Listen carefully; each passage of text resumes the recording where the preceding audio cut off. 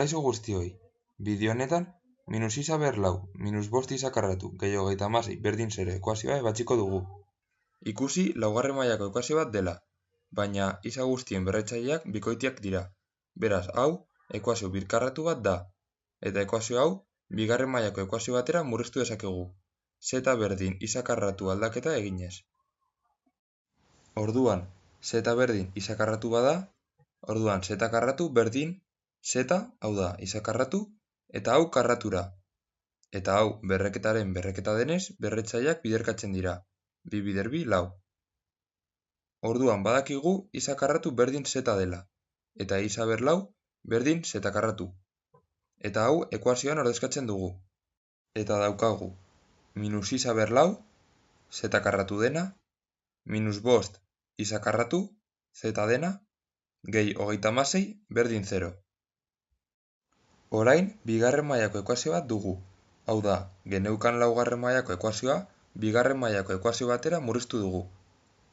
Orain, bigarren mailako ekuazioak ebazteko formula orokorra erabiliko dugu.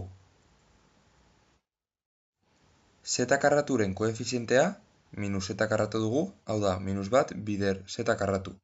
Minus bat da. Orduan, A berdin minus bat. Orain, B. Zaren koefizientea, minus bost da. Eta C, gai askea, berdin hogeita hamasei. Orduan, esan bezala, bigarren mailako ekuazioak ebazteko formula erabilita daukagu. Z berdin, zatiketa marra eta goian minus B, minus bost dena, plus minus erro karratu, B karratu, minus bost karratu, ken lau bider A, minus bat, bider C, hogeita hamasei, zati bi bider A, minus bat dena.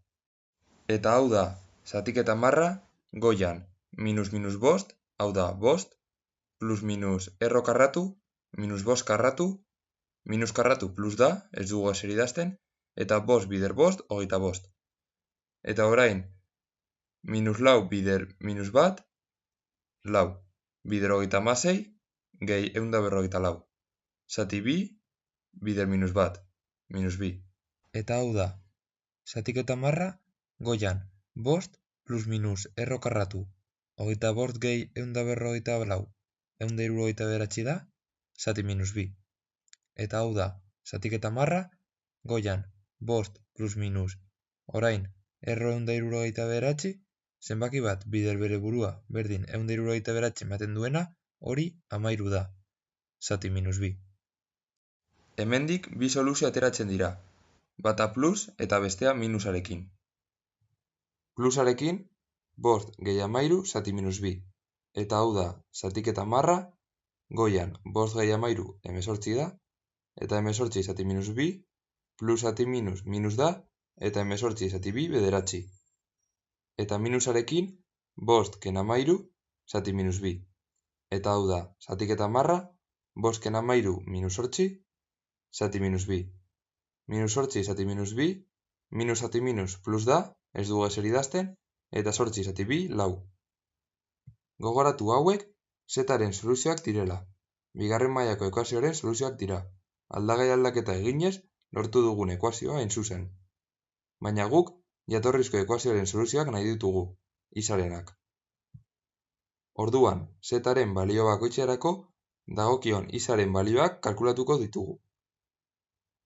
Z berdin minus bederatzirako, gogoratu Z berdin isa karratu dela. Orduan, isa karratu berdin minus bederatzi. Non karratua beste aldera pasatzen den, erro moduan. Orduan, isa berdin plus minus erro minus bederatzi izango litzateke. Baina, badakigu, zenbaki negatiboen erro karratuak ez direla existitzen. Ez daude erren. Orduan, hemendik ez dugu jatorrizko ekuazioaren soluziorik ateratzen. Hau da, ez dugu ekuazio hori betetzen duten isaren balioak aurkitzen. Baina Z berdin lau balioa geratzen zaigu. Gogoratu Z berdin isa karratu dela.